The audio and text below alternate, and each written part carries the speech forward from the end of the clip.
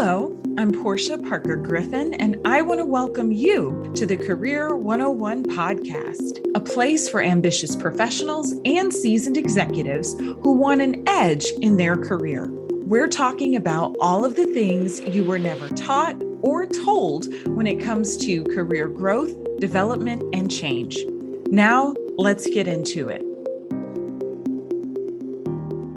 Today, we are talking about Mid-Career 101, how to navigate mid-career changes with John Neralt. John Neralt has been developing talent for over 25 years. John has served as an educator, instructional coach, supervisor, educational administrator, and a training director. Today, John owns John Neralt Coaching, LLC, where he helps mid-career professionals figure out what's next for their careers by building a professional GPS. He is the author of 2 books and the host of the Mid-Career GPS podcast. John is an avid game show enthusiast and a fan of the television program The Big Bang Theory. John lives with his husband in Vienna, Virginia, where they are proud owners of a rescue cat named Amy Farah Meowler.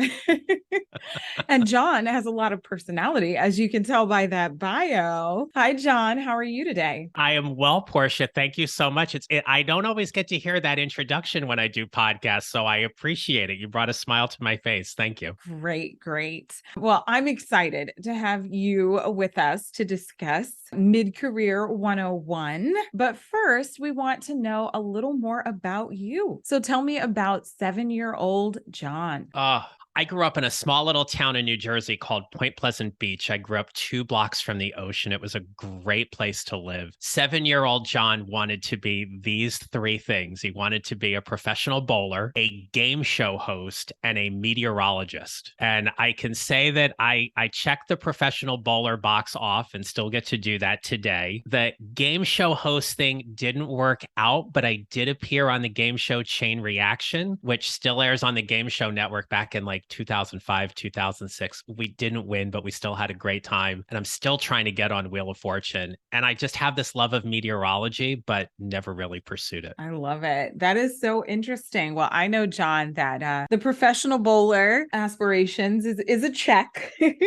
And maybe the meteorologist came from living on the beach. Is that what you think? Or where did that come from? It did. There was something about how weather changes and how fascinating it is, especially throughout the seasons. And of course, growing up, we only had 3 or 4 channels on the television set, and my parents would always watch the evening news. And it was something about the weather person, right? The weather guy, and now they call him meteorologist. But it was something about them where they just had a different persona in delivering that part of the news. And I thought, I could do that. It was just something that fascinated me, combining the whole science piece, but also my love for television. Yeah, I love it. And right now there's actually a hurricane going on. And my husband and I were just talking about, the meteorologists and how they cover, all that hurricane coverage. And when those storms come through, the news becomes all about the meteorologist, it seems like. So I could definitely, see that. And the game show host,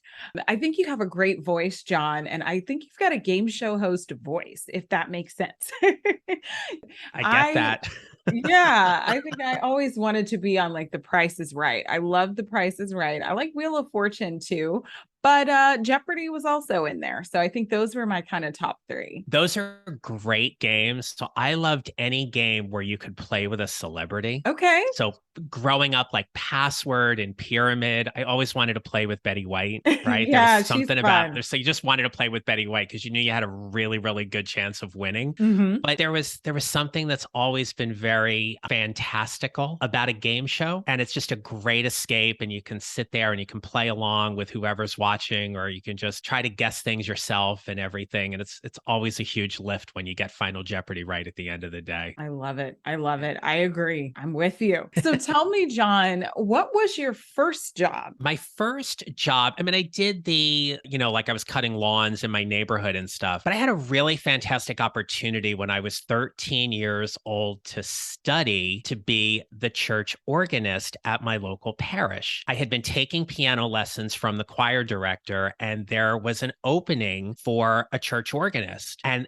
that became my job all throughout high school and for 10 years. So growing up and going through high school, my Saturdays were spent doing playing at a 9 a.m. funeral, 11 a.m. funeral, 1 o'clock wedding, 3 o'clock wedding, 5:30 mass. And I made more money than any other kid in my class. And I got to do something because it was a talent of mine. And that became something I did off and on while I was in college. And then even my first job after college, I supplemented my income by directing a church choir for 2.5 years. Wow. Wow. That's something new that I didn't know about you, John. And I bet you had all of those songs memorized, by a certain point in time there. You are definitely a Renaissance man, and we're going to get more into that. But tell us about some highlights or pivotal moments in your career. We heard a lot of those job titles in your bio, some things before you started your business. Having a 25-year career in education was absolutely a highlight. And that started off with me being a middle school mathematics teacher. I taught in a district in northern New Jersey, about 30 minutes outside of New York City. And yes, next to the Real Housewives of New Jersey, which makes for a completely different podcast. I love teaching middle school. There was something about that age group where there were days the kids wanted to be treated more like adults and other days they wanted to be treated like kids. And if you found the balance, you were really successful in building those rapport and relationships with the students. And I love teaching math because there was a concrete answer. There were multiple ways to get the solution, but there was always the quote unquote right answer. And I was doing a lesson one day, and it was a lesson I was really happy about on multiplying fractions. And as I was teaching this lesson, as I had done for several years prior, this voice came into my head and said,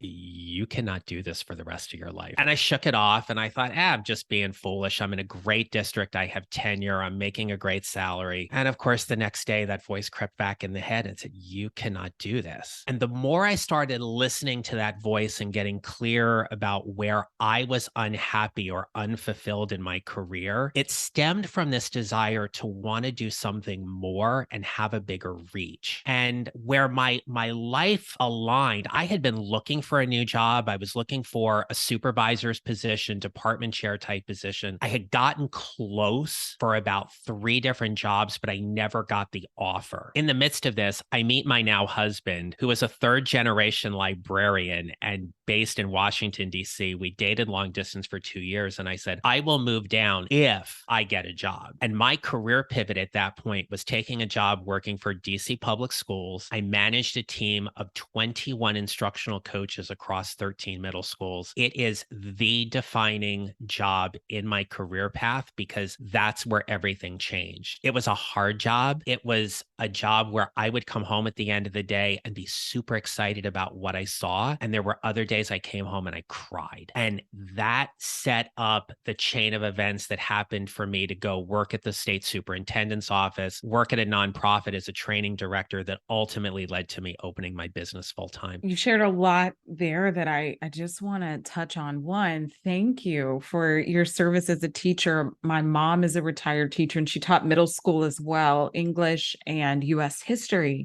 And you're right. There's something about that middle school age. And some people say they're the hardest to teach. So I'm just so happy to hear that you had the passion for that. And I think I can see that in some of what you do now. And to your point about that voice that you heard, John, I think you're probably the 2nd or the 3rd guest that we've had on the show where when they were talking about starting their business or making a career change, they heard a little voice like that as well. So I think that's a full circle moment. Now you and I both get to work with clients when they're hearing those voices, right? And helping them through those career changes and transitions. It sounds like you might have been kind of headed this way, John, but I want to know, what would you say was your biggest career challenge before starting your business? To clarify, are you looking for like when I first launched my business or before that? Probably before that. Okay. And I asked that clarification because I can think very clearly about trying to navigate what that move was going to look like. There was a lot of fear around making such a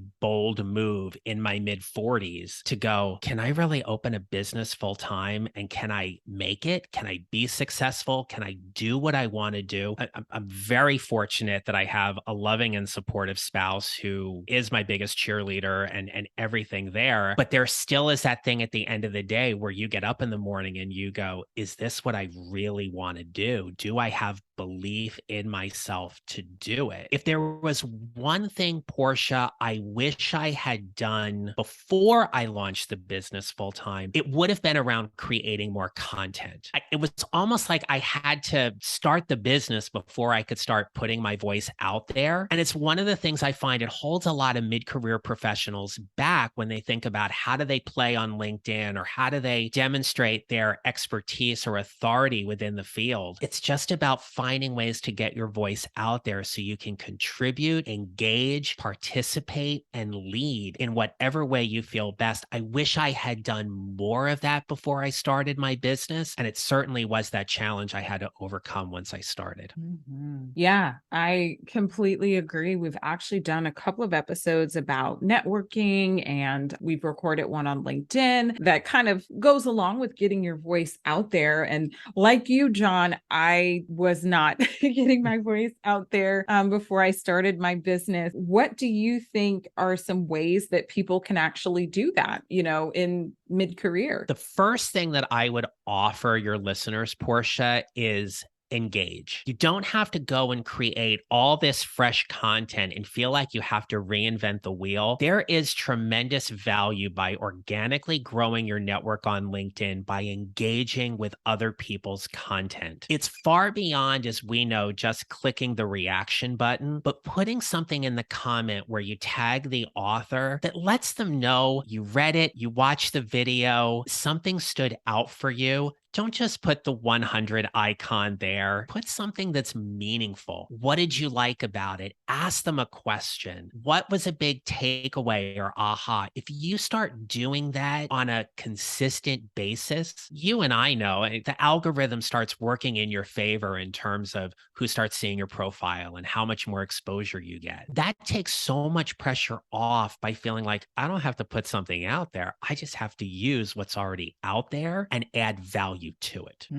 I love that. I love that. So, John, how does someone know if they are mid-career? That's such a great question because the definition can vary depending on who you talk to or who you look at. If we go by the definition of the US Bureau of Labor and Statistics, they will define it as a mid-career professional is someone who is 10 years outside of graduation. Now, they don't mention whether it's high school or college. Not everybody goes to college. And so you could graduate college at 18 and hit 28 and typically define yourself as a mid-career professional. There are some people that will say, 10 years after you start your first quote unquote real job after college. There's others who will say break everything down into thirds. I tend to gravitate more toward the definition from the US Department of Labor and Statistics. So typically we're looking at someone who is in their later 20s to early 30s where they just start branching over into that part of their career that we would typically define as mid-career. And of course, with people working longer and whatever uncertainty may be happening right now in the economy, and I had a conversation with a friend of mine the other day who was actually nearing retirement and a little concerned about what's in their 401k, thinking they might have to work a little bit longer. That window can stretch out a little bit, but we're really talking about this phase in your career where you're building your brand, you are in your what we typically call your wealth building years, where you're making the most money during your career path. So let's think like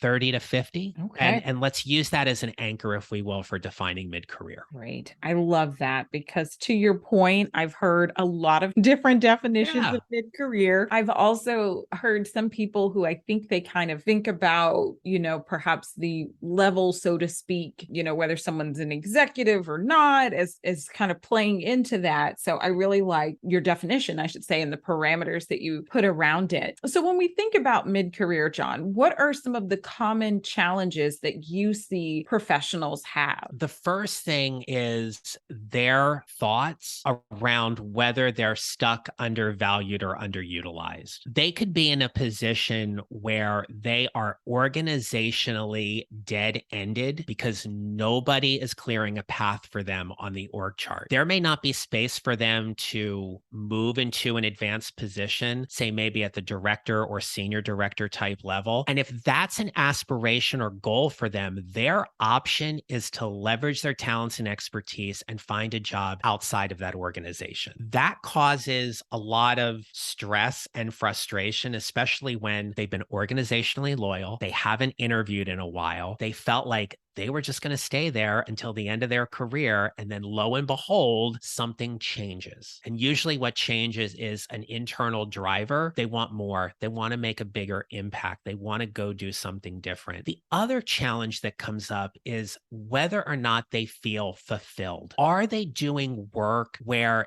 they see a runway that they could do for a good chunk of what's ever left in their career? Is it going to make them happy? Does it have meaning and purpose? I say all the time, we have a genius. It's that thing that we do really well, better than anybody else. And it's where we're most valuable to an organization, be it our current employer or a future one. If you're not doing the work that lights you up, has meaning, gets you excited to get up in the morning, that is an absolutely great opportunity to figure out what's missing and start building a plan to get there.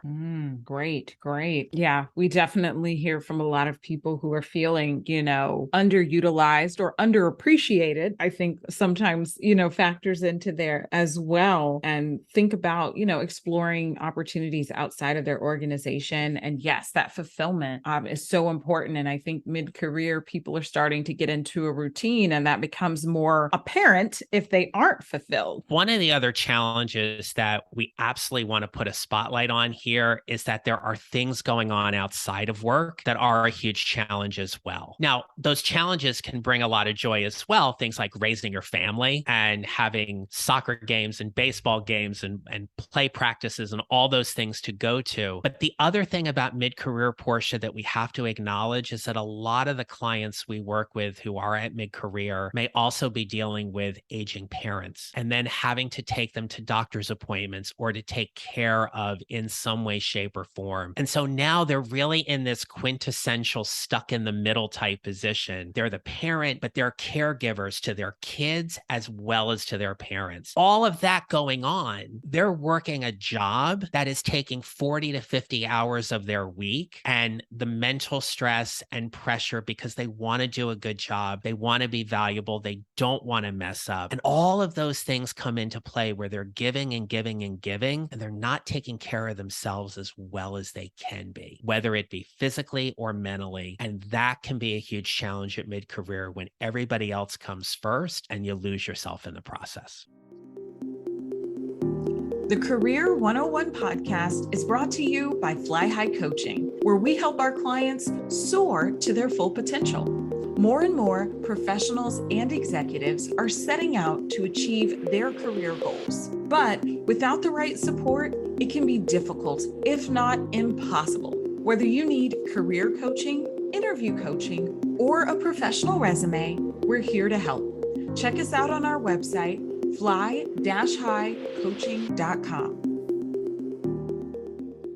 Yeah, I completely agree. And I hear that a lot from most of our clients who are mid-career, and especially the women and the moms that we have in our community where, you throw your husband in there and then the kids and the parents and all of that, becomes a balancing act. One thing I see a lot, John, and I'm interested to know if you do as well. I think a lot of mid-career professionals that come to us are now telling me that they have a preference for remote work because of just what you mentioned, right? Trying to balance all of those plates. Are you seeing that as well? Absolutely. What we have seen over the last few years with the pandemic has given people an opportunity to reevaluate what their work situation is like. There was a story on the news this morning where General Motors is actually delaying their return to work site plan until January because of employee pushback. And these are things that both employers and employees are going to have to face in the upcoming months and years in terms of what's the ideal fit for them. As an employee, they have a certain amount, a level of control in terms of what they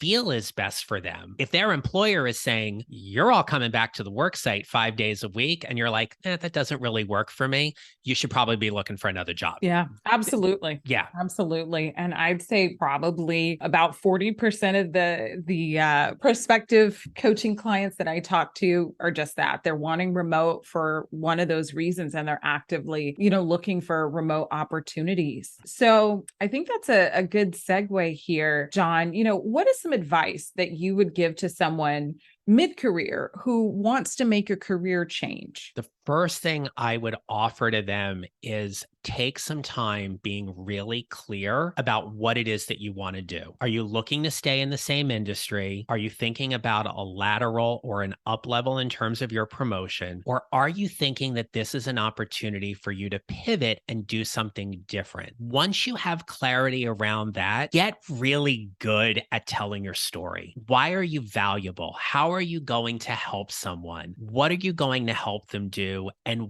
why is it that they want to bring you in as that value add that sets you apart from everybody else? The last thing I would offer is figure out how best to use your time. You and I have formed a fantastic partnership in the sense that we know that many mid-career professionals are busy and they're overwhelmed and they're not expert resume writers, which is why we get their resume done through everybody at Fly High Coaching with my clients, because it just takes that pressure off. You provide such a fantastic service, be it the resume writing, helping them with their LinkedIn profile. Let them focus on things like, and you do all this as well too, but if you need to get better at telling your story, work on that. If you need an updated resume, hire that out. That will, the money you will save in the time, effort, and energy that takes will reap its rewards tenfold above and beyond year after year when you land that job that you really love, because you're clear about what you want to do. Your storytelling is spot on. People get interested in who you are and what you do, and all the other things you need to help you with a career transition are done and reflect that. I completely agree, John. And yeah, definitely our partnership, I think, is, so special. And during that mid-career change, you really want to focus, like you said, on getting clear about who you are, what you do, your zone of genius, like you mentioned, and I think outsource some of the other things, and then work with an unbiased person. And so that's something that comes up a lot when I talk to people. I say, your family members and your friends, they can be great, they can support you, but working with, a professional coach like you, John, or a coaching firm like ours, or some other coach can just be great, because generally this person should be unbiased and really just have your goals in mind, right? And so I think that's really important when you're talking about a change and that uncertainty that comes up. I agree. I know when I start working with a client and I'll say to them, we're going to go ahead and get your resume done, I see their shoulders drop. Like, it takes that pressure off. They're like, oh, I don't have to work. No, that's what we do. We're going to get that taken care of. And then we're going to focus on the other things to make you better, right? In addition to that, I shared with you previously, but one of the best things I ever did in my career was getting my resume professionally written. It was an investment that I took that resume and I used that for the next 3 jobs I landed after. So one of the best things I ever did in my career. Yeah. Yeah. Professional resume writing can really transform, I think, people's opinion of themselves, right? And then obviously to have that professional branding to land, that next opportunity. One thing I want to ask you about, John, because we see this a lot of people might not think that a career change is possible because they don't have a lot of experience in the area that they want to transition to.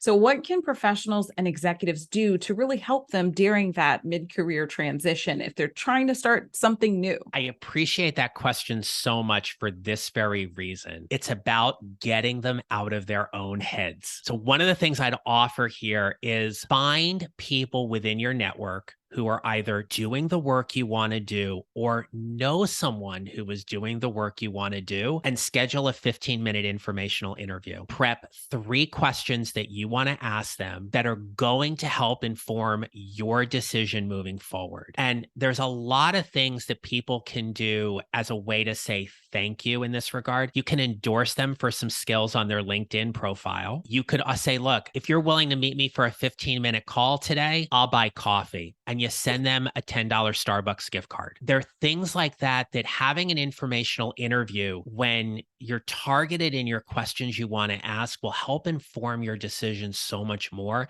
And one of the questions should be, based on what I have shared with you today about the current work I'm doing and what I want to be doing in the future, what gaps do you believe I need to address to make me a stronger candidate when I am ready to apply? And then don't say anything.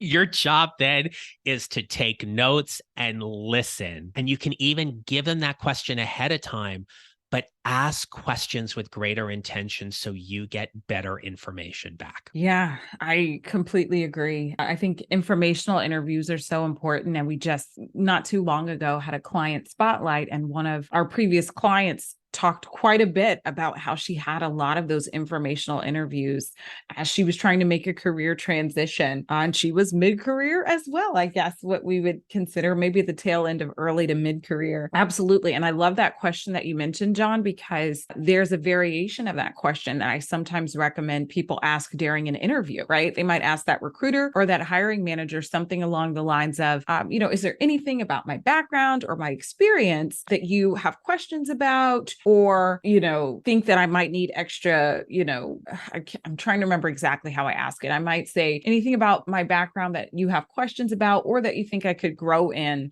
terms of being a fit for this job. And you're trying to kind of figure out where they think you need help or where they think that you're lacking so you can address that in the interview. So I think that's a great point to bring up in an informational interview as well. The power of those questions, regardless of situation, is that it makes us as the asker very vulnerable. And it gives us that information that we need to inform those decisions moving forward.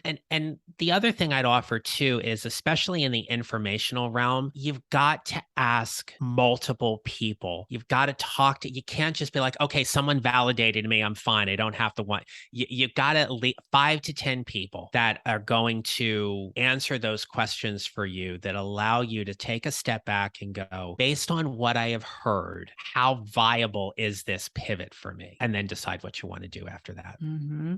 Yeah, I completely agree. I think my client mentioned that she had 6 people that she asked. And then to add on to that, I want to remind people that these 5 to 10 people that you ask, ideally, it's best if they're not family members and close friends, right? Because those people are biased, even if they were in the same industry that you're trying to pivot to, or, they have some overlap there. You really want to kind of get out of your normal circle, people who know you very well, and, look more at perhaps colleagues. And that one's kind of iffy, but colleagues, mentors, coaches, other connections that you find on LinkedIn, but you really want that kind of outside, unbiased opinion. I completely agree with you. Yeah. So, John, what are some of the biggest mistakes you see mid-career professionals and executives make? I'm going to phrase this and start by saying this is a fun one. And but fun in the sense of, as coaches, this is how we get to help people in that. One of the biggest mistakes mid-career professionals make is they think they know what their brand and reputation is versus knowing what their brand and reputation is. And that's pivotal, because when you're thinking about promotional opportunities or advancement, or even if you're thinking about pivoting outside of the organization, you have to know what people are saying about you. It comes back to them being vulnerable again. It's one thing when somebody will say, I think I'm a good leader because I'm a good communicator. I want to know. I don't want you to think that. I want you to know that you have examples and tangibles of where your leadership has been demonstrated by people on your team, that they can say, yeah, you're a great communicator because on such and such a date, or with this client, I saw you do this. Knowing your brand and reputation is one of the biggest things mid-career professionals need to know. It's one of the biggest mistakes they make. They're just uncertain about it. Yeah, yeah. So when it comes to brand and reputation, what aspects of brand? So we've kind of talked about resumes and LinkedIn already, but what are some other areas, or you can, elaborate on those where you see people, maybe they're a little confused or just kind of unaware of, their reputation and kind of what they are presenting. If anyone is listening where they are currently leading a team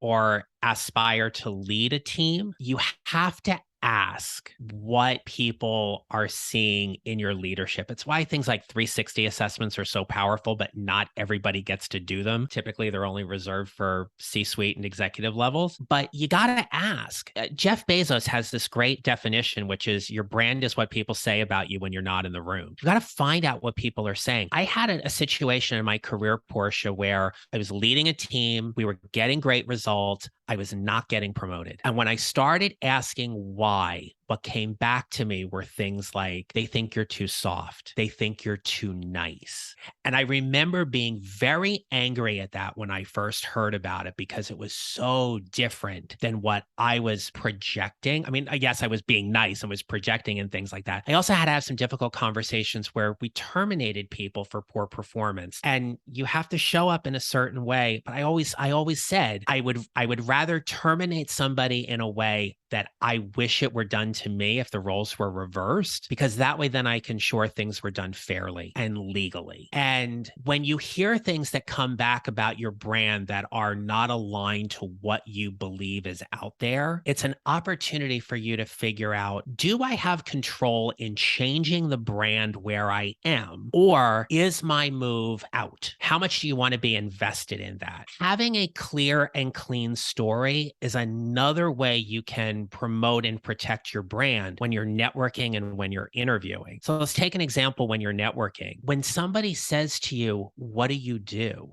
Give them a sentence or two that clearly defines what it is that you do, who you help, what you help them do specifically. Don't tell them your title. Give them something that is going to be of interest to them so they can have a conversation with you. And as you go through that networking conversation, figure out how you can help them. Give first. And so make that part of your brand. You will be far more memorable in that way because people will start seeing you as things like a connector. And those are things that can help protect and promote your brand as you move forward. A lot of valuable gems there. I hope people caught those things. I want to, acknowledge you, John, and say thank you for sharing about your personal experience when you were getting that feedback at work about yourself. You're right. I have seen the same thing where a lot of our clients, if they are not executives, they have not had that 360 assessment. And that's another reason why we offer those to our clients at all levels to get that kind of feedback, because you're right. A lot of times people don't necessarily tell you those sorts of things at all. So you might think that your personal brand or your professional brand is one thing and other people think of you in a different way. Great feedback there, John. So tell us more about your business, John Neralt Coaching. I help mid-career professionals who feel stuck, undervalued, or underutilized, and I help them show up to find a job they love or love the job they have. And I help them do that by building a mid-career GPS that is rooted in 4 key steps. It's about helping them prepare for their upcoming career transition. It's about positioning them strategically in the marketplace. It's about helping them promote who they are and what they do. And then it also is about how they choose to show up. I talk a lot about what it means to show up, and it resonates very well with a mid-career audience in part. It's deeply rooted in some personal events, but also some professional events. And one of them is, I would hear people say to me all the time, I need to show up differently. Well, what does that look like? It's like when people come into an interview and they say, you need to hire me because I'm a team player. And when I hired talent, I would always say, can you tell me how you play on a team? Because I'm not sure we play the same way. We have to be specific in that regard. So I coach around 6 specific strategies about showing up, which are setting ground rules, having intentional conversations, owning where you are, welcoming new opportunities, using your genius, protecting and promoting your brand. All of those things come together in building their mid-career GPS so they can move competently and confidently to whatever is next. I love it. I love it. You started, talking about this already, but just share more about your books and your podcast. Thank you for that. So the first book I wrote was called Show Up: 6 Strategies to Lead a More Energetic and Impactful Career. The first part of the book is very personal. It's memoir based about what it has meant for me to show up. And for any of your listeners or who are members of the LGBTQ plus community or they're allies of that community, it is my coming out story and what that has all meant. And then the back part of the book are the Show Up 6 strategies I just outlined. When I had the desire to write a second book, and it came in part during what was going on with the pandemic and everything, I wanted to write a second book that was very tactical and strategic, a step-by-step guide, if you will, to help that mid-career professional who hasn't looked for a job in a while or is unsure about where to start. They can pick up my book and get fed about all of the different steps in building their mid-career GPS on their own to help them do that. And then I created the podcast in January of 21, as we're getting ready to go into 23 already. It's hard to believe I'm wrapping up year 2.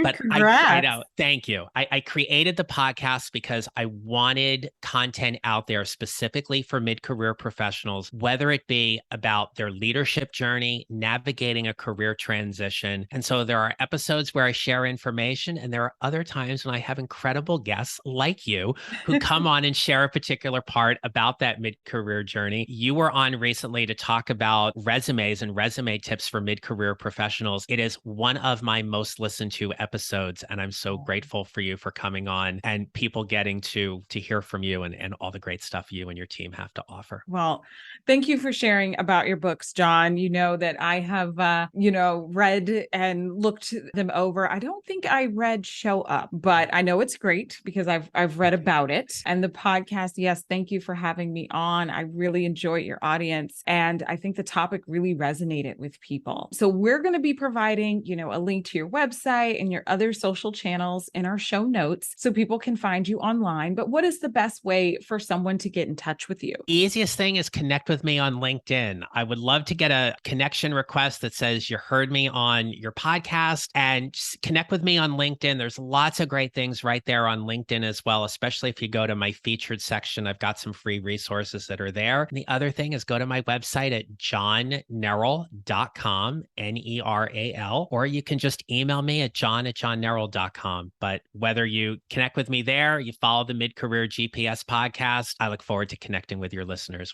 whatever way possible. Great. And John, I love to ask all of our guests this question. And for you, I really want to know, your thoughts about this, being another coach who's very experienced. How do you think executives or professionals can get a positive edge in their career? Know your value. Know why what you do is needed and integral to the basic function of the organization. Know where you stand out, know where you're different, and know why you're needed. Those are all things that make you valuable. It doesn't matter what it is that you do, whether you are a COO, CFO, or you're an administrative assistant, whatever your role is, there is something you do that sets you apart from everybody else. When you are clear and you know your value and you can clearly and cleanly communicate that, you are golden. People will want you because of that value and expertise and the energy you create. And that is one of the